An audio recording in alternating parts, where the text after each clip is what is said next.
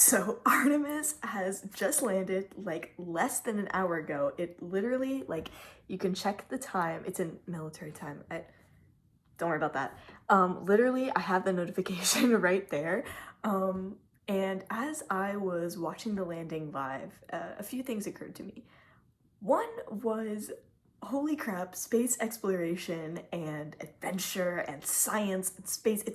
It's so cool. And I literally got chills watching them splash down, and it's all great. The entire mission was great. But number two was, I haven't uploaded like a video in a while, like a video, like I upload shorts. Actually, I just posted one about me eating cake because of the Artemis launch. You should go watch it. Anyways, it made me realize I haven't recorded a long form video in a while, and while I do have some in the works, I really want to talk about this whole Artemis mission like right now. So I'm going to, for the next who knows how long, and you're gonna sit here and listen to me rant scientifically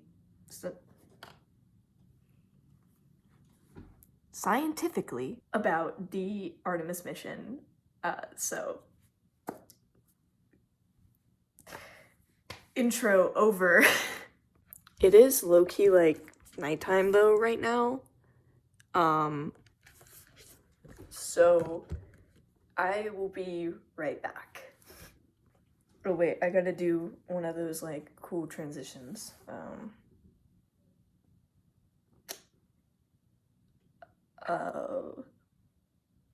Whoosh. And we are back. Boom, boom.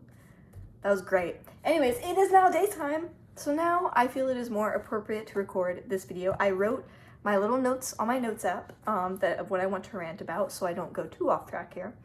Also, do you like my Good Atama shirt? I just said I wasn't gonna get off track, and then okay. Anyways, so, and these glasses will probably be on for the rest of the video, because I'm gonna be honest, I don't feel like putting in my contacts right now. Sue me. I'm sorry. I'm sorry. Anyways, so the first thing that I wanted to talk about was, I had to check, was Apollo versus Artemis. What are the differences, for those of you who don't know, between the Apollo missions and the Artemis missions? So, to be honest, the Apollo missions and the Artemis missions are actually a lot more similar than I think people think. Other than the fact that we have way better computers now, like, literally the computers they used back then were weaker than the Nintendo. It is incredible what you can do with a big brain when you don't have a lot of stuff. We did land on the moon for the Apollo missions. We haven't yet with Artemis, but we will. We did land on the moon with the Apollo missions several times, actually. 11 through, I think it was like 17? I should know more in detail of how many there were. So there's been less missions so far with Artemis, but the end goal of Artemis is to set up like a permanent base on the moon, as far as I know at the moment. Whereas during the Apollo era, it was the space race. We just had to beat the Soviets. And I won't lie, there is some political stuff to this Artemis mission. I'm gonna get a better angle there. There is some political stuff when it comes to this Artemis mission, specifically with China. We don't like people beating us to the moon that aren't really our friends. I think we're allied with China, kind of, like with some trade stuff, but I don't know, man. That's above my head. All I know is China was going there, and now we're going there. So that was kind of the big push to get Artemis started, but Artemis has been a project in mind since, I think, like 2022, and that's just when they announced it to the public. It was been, you know, you don't just make something like this in like 3 years. But, you know, what other differences are there? Well, we built an even more powerful rocket. The Saturn V was the legendary rocket of the Apollo era. Now, we have the Orion, the most powerful rocket humanity has ever built. It's freaking incredible. So what is this rocket, this beautiful rocket that is right here? So first you have like the main engines part. You have the little rockets on the side. I'm forgetting the terminology at the top of my head. The little rockets on the side and the main core system there. And then you have the crew capsule. This is for editor Arden, try to get the crew capsule in there. Then you have the crew capsule and this like launch abort system. where if something were to have gone wrong, it didn't, by the way, the mission was great, we'll talk about that in a second, it would blast the shuttle or the capsule off to safety so the crew doesn't, you know, die. So, you know, that's a little bit different than the Apollo era. In the Apollo era, if something went horribly wrong while you were in the rocket, you're cooked, and I do kind of mean literally. Rest in peace. But, so far, both of the missions have been really successful, though. So, what is next? What is next? I'm making sure this is where I was going. Okay, we'll skip there. What is next for the Apollo era? What is next for the Artemis missions? Well, and I think it was either 2027 or 2028. It's probably going to be in 2028 because of delays. We are planning on landing somebody on the moon again. So that is going to be very, very exciting. And then as missions go on, we will start to set up actual structures on the moon. Speaking of delay, though, what was up with all those delays? Well, I will tell you. There was actually a lot of delays that happened. Originally, the Artemis launch was supposed to be in March, and right now, or not even March, in February, and now it is April. So what happened? Well, there was a bunch of different delays. Some of them were on the launch pad, but the latest one that delayed it till April was a hydrogen leak. And I know that it's frustrating when we have all this buildup and then there's a delay. It's so incredibly frustrating, but we do have to take into account that it's delays like these and what we do about it and not just brushing it off to the side that saves lives. It is very important that we double, triple, quadruple check everything. If you were on that rocket, and when I'm hopefully on one of those rockets, we'll get there in a minute. When I'm hopefully on one of those rockets, I want them to like quadruple million check things. I don't feel like blowing up in the sky. So yeah, I would just say, if you're annoyed about the delays and you think Artemis was ruined because of how it got delayed by like 3 months, we went to the moon and that's what matters, and the crew is safe, and that is what matters. So, next on my list of rants, I love this crew. Okay, I love this crew. Jeremy, Victor, Christina, Reed, they are so funny, and I think one of the biggest things about Artemis, I didn't even mention with Apollo, they were both filmed, but this one had the most coverage, like in detail, of just the crew's lives in space. We got to see so many funny moments. We got to see them experimenting, what they actually do on the capsule. Like, I recommend going back and watching those past streams because it was incredible to see all the work that they did and all the camaraderie. They loved each other, like besties forever. And I mean, like, you have to be when you're trapped in a capsule like that for 10 days with people, but like, I love this crew. It's so fun, and you know, they shared so many iconic moments, especially when I think it was someone in Mission Control, when they saw the moon, went amaze, amaze, amaze. I actually saw Project Hail Mary yesterday. I've read the book. I still think the book is better, but the movie was pretty dang good. Anyways, I keep saying I'm not gonna get sidetracked, and then here we are. Anyways, I just love this crew. They have so much camaraderie. They have so many fun moments you can look at online. Like there was so many. So, okay, can we talk about how there were two of these?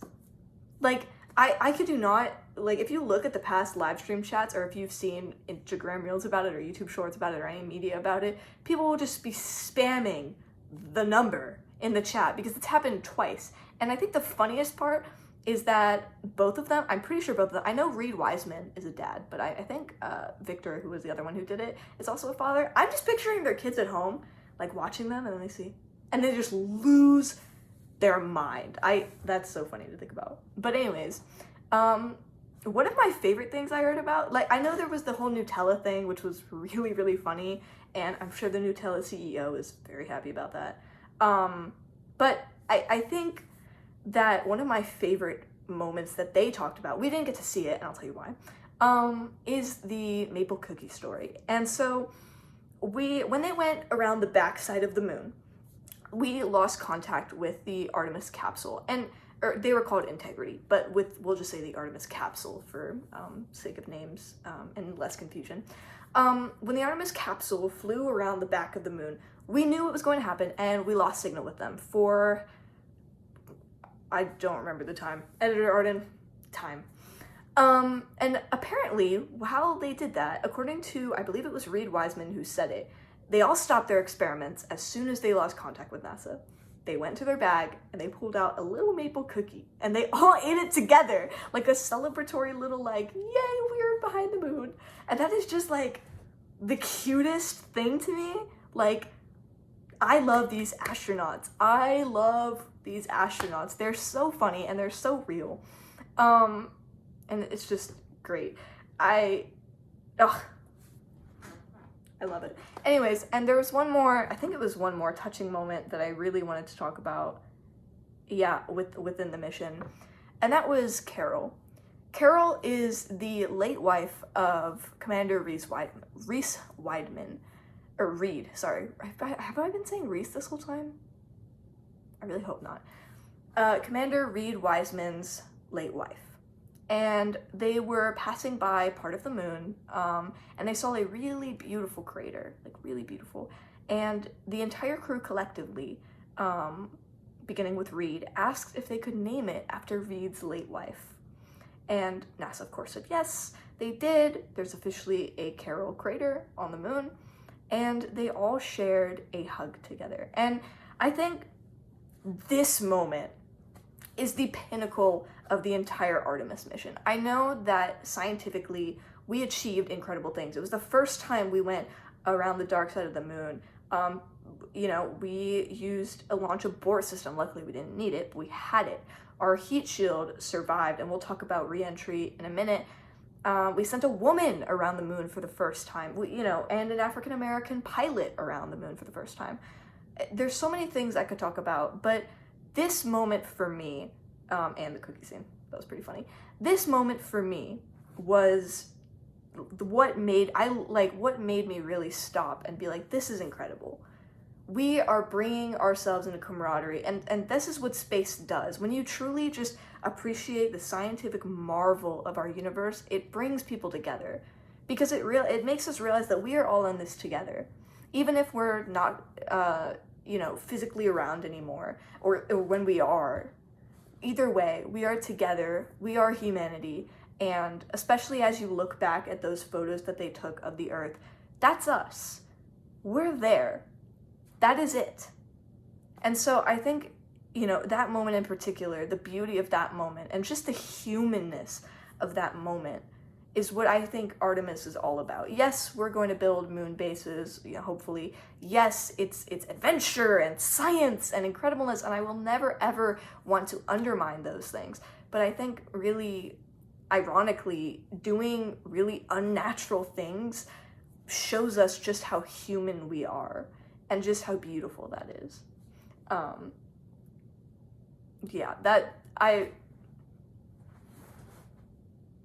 This is great. I love. Amaze. And the last thing I wanted to talk about was re-entry, because I was there. For those of you who keep up to date with my shorts or who follow me on Instagram, you should go do that. I posted a video about the fact that I got to have my cake and eat it too. They landed safely. The heat shield worked. I mean, it was supposed to, but it's still a scary moment because you lose contact with the crew for 6 minutes. Like, they're just in a fireball for 6 minutes as they re-enter the atmosphere. And I can only imagine what they're thinking. Honestly, with the kind of vibes they give, they probably were pretty chill.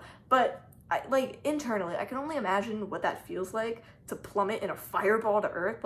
And the parachutes worked and they splashed down. And I literally cheered at my screen. I was watching on this very iPad. And I cheered and I was like, yes, we did it. I'll play you the clip of what the one of the main people from the main commenters from Mission Control said right now. And I just love, it was literally a full circle moment. Literally, we slingshotted ourselves, which was also a new maneuver we had never done before. Slingshotted ourselves around the Earth, back around the moon, and then we landed successfully. And this was okay, we did it. And 2 million people watched. And it was incredible, and everyone was so happy, and the astronauts were healthy and safe. And there's so much more I could say about this Artemis mission, but I just want you, if you don't really know about it, to look into it and to look at all of the struggles that have come from it, all of the, not come from it, but come with it. all of the camaraderie, all of the beauty of it.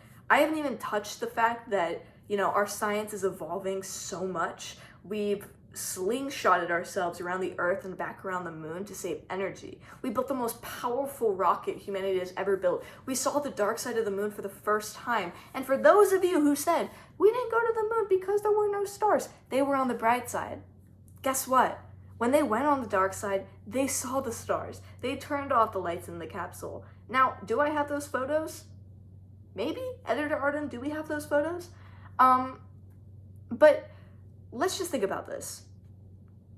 We have been pushing the limits of what we can do scientifically for decades. And recently there's been a big boom back into space craze and let's go and adventure. And I just want you, if you're watching this now or if you're skeptical or anything, to just remember these moments. To remember these missions when you wonder if this is worth it or if this is, is this worth the wait? Is this worth the money? Is it worth the risk? My answer is yes. And I will fully support this mission for what it is. So, yeah. Also, to tie back to what I said earlier, surprise, surprise, I don't know if you caught on already. I think I've said this a few times in my videos, but I do want to be an astronaut, and I fully plan to be on one of those rockets one day. So this to me is a very special thing to me personally, as someone who has been waiting for us to, you know, go back to the moon, and we're going to be replacing the International Space Station soon, and all of this. It's really exciting to me personally, and I hope it's really exciting to a lot of you guys. And if this is something that you love, if space is something that you love, don't stop looking into it. Don't stop being curious. Do not stop asking questions, because when we ask questions, when we challenge ourselves, when we push science and our knowledge of it to the limit, this is what happens. And it's beautiful. So that's all from me. This was a 15-ish minute rant when the rant started. So not too bad, not too bad. Anyways, that's all from me. I hope you all enjoyed my rant. I will be coming out with some actual videos in, I would say, like a month and a half. I know that sounds like a really, really long time, but it is exam season. So, you know, sad days. But I will still be posting short content, some photos on my Instagram. Again, go follow my Instagram. But that's all for now. I will see you all next time. Stay safe, stay healthy, stay curious, keep up with all of these beautiful missions that we're having, and of course, consider subscribing. See ya. Also, oh shoot, can we just appreciate, like, freaking beautiful outside, bro?